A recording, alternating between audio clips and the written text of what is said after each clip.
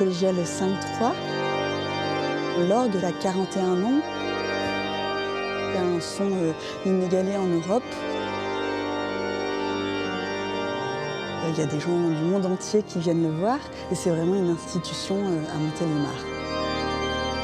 Ce jeune orgue est un joyau de notre patrimoine. Et s'il a récemment été installé à Montélimar dans la Drôme, ce n'est pas un hasard. Depuis l'introduction du TGV en 1981 et l'aménagement des allées provençales, la commune est en mutation permanente. D'une ville de passage, Montélimar est devenue un lieu où l'on s'arrête. Montélimar, c'est une ville de plus en plus attractive. Quand vous arrivez au niveau de Montélimar, vous commencez à être déjà en vacances. Vous commencez déjà à vous sentir bien. On a quasiment un climat méditerranéen. C'est une ville où il fait bon vivre. Voilà. Alors Montélimar, c'est plein de choses. C'est à la fois un patrimoine très riche, c'est aussi le soleil, c'est les façades colorées, là, comme on peut voir, mais c'est aussi le nougat, bien sûr. Une ville comme Montélimar, 40 000 habitants, 12 producteurs de nougat. C'est plus de producteurs de nougat que de plombiers sur notre ville. Donc vraiment, c'est toujours un carrefour, Montélimar, où les gens s'arrêtent parce qu'il y a tellement de choses à voir. Anne-Cécile se décrit comme une influenceuse de territoire. À travers ses blogs, elle met en avant sa région et particulièrement Montélimar. Mais pour apprécier véritablement sa ville, il faut prendre de la hauteur et remonter le temps jusqu'au XIIe siècle dans ce palais médiéval bâti sur un mont par la famille Adhémar. La famille Adhémar, elle est intimement liée avec Montélimar. Monteil, ça voulait dire le petit mont. Et Adhémar, c'est la famille Adhémar, donc Monteil d'Adhémar, Montélimar. L'histoire raconte que la famille Adhémar aurait offert une livre de nougat au roi Louis XI, consacrant ainsi Montélimar, capitale du nougat. Et justement, Anne-Cécile nous entraîne dans l'une des plus anciennes et célèbres nougateries de la ville. Salut Anne-Cécile. Bonjour Charlène. Tu vas bien? Oui, très bien, et toi? Ça va, ça va. Fondée en 1949, cette fabrique de nougat se transmet de famille en famille. Charlène et son mari représentent la 3e génération. Nous vendons principalement le nougat de Montélimar, donc avec du miel de lavande local. Ça sera vraiment notre best-seller, le produit pour lequel les gens viennent sur Montélimar. Et je propose aussi de découvrir mon nougat noir. Donc ça, c'est un nougat de Provence. Particularité, celui-ci, il n'a pas d'œuf. On le remplit d'amandes. Donc on va se rendre tout de suite dans l'atelier de confection. Je vais t'expliquer comment on le fabrique immédiatement. Charlène nous entraîne dans l'atelier où 250 kg de nougat sont fabriqués chaque jour. Alors je vous présente mon mari, Julien, qui va vous cuire le nougat noir ce matin. Julien, c'est un nougatier comme vous n'en avez jamais vu. Élu maire de Montélimar il y a 4 ans, ce Montilien de naissance troque quotidiennement son écharpe tricolore contre une charlotte blanche. On cumule les mandats. Ça permet, à mon avis, d'être un élu beaucoup plus libre parce que vous avez un boulot, vous savez qu'est-ce que c'est que les problèmes aussi, difficulté de trouver des employés, trouver du chiffre d'affaires aussi pour le faire.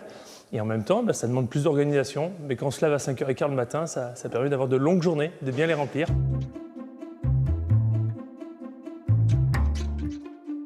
Je vous laisse venir voir directement, ça sera encore plus éloquent à mon avis. Donc du sucre en poudre, un petit peu de glucose pour nous permettre de monter en température. Et après, directement, du miel de lavande qu'on a la chance d'avoir avec un apiculteur qui est juste à côté. Et donc quand on incorpore les 3 éléments, on va y mettre un tout petit peu d'eau. Et après, on va faire monter tout ça en température jusqu'à 155 degrés.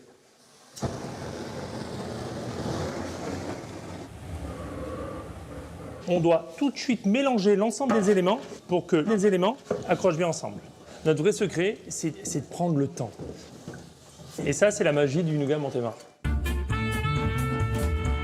Monsieur le nougatier confectionne aussi bien du nougat blanc, dur ou tendre, que du nougat noir fait de miel local et d'amandes, torréfiées directement dans l'atelier. C'est un peu comme le café, c'est un torréfacteur. On allume, brûleur à gaz, on prend nos amandes qui sont crues, on les incorpore dedans et on a des types de cuisson qui sont plus ou moins différents. On a un beau territoire sur Montélimar. On a cette alliance avec le fleuve qui est le Rhône qui nous permet d'irriguer si besoin nos cultures, mais en même temps on a ce côté température pour avoir une belle production de miel de lavande, mais aussi pour avoir les amandiers. Et ce climat général d'agriculture nous permet d'avoir un produit réellement made in Montélimar.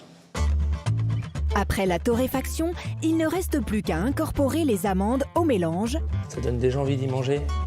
et à préparer les cadres. Autour du nougat, et que ça soit du nougat noir ou du nougat blanc, vous avez toujours une petite particule de papier alimentaire. C'est simplement de l'hostie. C'est pour permettre d'enlever tout de suite le péché de gourmandise. Comme ça, vous mangez, vous êtes pardonné tout de suite, donc il n'y a aucun souci à ce niveau-là. Et ça nous permet surtout à nous de pouvoir faire les formats qu'on veut. Et ainsi, nous n'avons pas besoin de mettre de matière grasse pour démouler notre nougat. C'est ça le secret.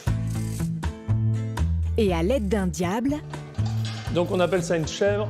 enfin à l'aide d'une chèvre, Julien récupère son chaudron pour étaler sa préparation sur le cadre. Le nougat est particulièrement célèbre pour deux raisons.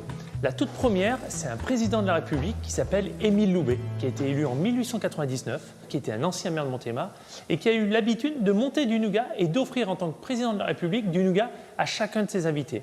Et ensuite, le Front populaire, indirectement, nous a permis d'être célèbres parce qu'il y a eu les congés payés. Les congés payés, la Nationale 7 et les fameux bouchons de la Nationale 7 au niveau de Montélimar avec les vendeurs. Aujourd'hui, on est 12 fabricants. Il faut savoir qu'à Montélimar, il y avait plus d'une trentaine à la belle époque et des vendeurs qui vous attendaient le long de la Nationale 7. C'est ça qui a fait la renommée. Si les embouteillages marquent l'âge d'or des vendeurs de nougat, en revanche, les garçons de café, eux, rencontrent quelques difficultés. Bonjour Serge. Bonjour. Anne-Cécile nous entraîne à la rencontre de Serge, le patron de cet établissement bordant l'ancienne Nationale 7. C'était, comment vous dire, tous les jours, les serveurs, il fallait qu'ils traversent pour servir. Et c'est des choses qu'on n'oublie pas parce que bon, c'était mythique à l'époque. Les gens, ils s'installaient en terrasse, ils voyaient le serveur courir, s'installer. C'était quand même du sport. Les gens qui ne voulaient pas s'arrêter, le vélo qui allait trop vite, le serveur, voilà. C'est vraiment toute une époque qui a évolué. Et je pense que c'est mieux maintenant qu'avant. Maintenant, c'est vachement agréable avec la déviation. Les allées maintenant, Les allées, c'est la douceur vraiment, de vivre, ouais, quand il fait beau, dès qu'il y a un rayon de soleil. C'est le point mythique de Montélimar, c'est les allées. Les allées provençales, pour moi, est une réussite exceptionnelle. En 1968, la création de l'autoroute dévie la Nationale 7 de Montélimar. Les allées provençales sont créées, les serveurs et nougatiers ne slaloment plus entre les voitures, mais rapidement d'autres spécimens entrent en piste. La ville a introduit toute une basse-cour vagabondant librement au milieu des véhicules. On a eu une poule pendant 4 jours. Elle nous a pondu un œuf derrière. Alors les enfants se régalent. Moi, je trouve ça exceptionnel en 2024 de vivre dans un espace où animaux et humains peuvent cohabiter ensemble. Voilà. Réintroduire la nature au cœur de la ville, c'est une ambition partagée par la municipalité de Montélimar et par ses citoyens. Bonjour Julie, merci de nous accueillir. Bonjour, je te serre la main. Merci Voilà. de nous accueillir ici, c'est super. Eh ben avec plaisir, avec grand plaisir. Explique-nous, du coup, qu'est-ce que c'est? C'est une ferme urbaine parce qu'on est à peut-être à pied un quart d'heure du centre-ville de Montélimar et en voiture 2-3 minutes, voilà. Et oui, on veut que les plus jeunes puissent remettre la main un petit peu dans la terre, dans le végétal, découvrir à nouveau les animaux. Donc il y en a qui n'ont jamais vu une poule et on avait vraiment à cœur de remettre ce lien-là avec les enfants. Donc on a lapins, poules, des oies. Là-bas, il y a des moutons, des chèvres. Alors ça, ce sont des poules de Brahma. C'est les plus grandes poules du monde. Julie a fondé cette ferme il y a 5 ans. Outre l'attention portée quotidiennement aux animaux, elle réalise des confitures à base de fruits et de nombreuses plantes aromatiques qu'elle cultive. Allez, c'est parti. On va aller faire du rempotage avec les enfants. Tu m'ouvres, Fanny, s'il te plaît? Ou Alice? Allez, ouvrez-moi. Donc, du coup, regardez, on va mettre des romarins. Donc, on va en prendre un par personne. Hop. Allez, tiens, je t'en donne un? Et du coup, tu vas faire un trou avec maman? Tu fais avec maman? Allez, Bien, on gratte. Attends, je t'aide parce que c'est difficile, Gaston. Vas-y, très bien. J'aime bien faire des activités de plein air avec les enfants et de mettre un peu la main à la terre, quoi. C'est important de remettre en place cette connexion entre les enfants et la terre, leur milieu naturel, pour qu'ils se sentent mieux en fait dans leur peau, tout simplement. Il faut avoir une activité qui ait du sens dans la vie.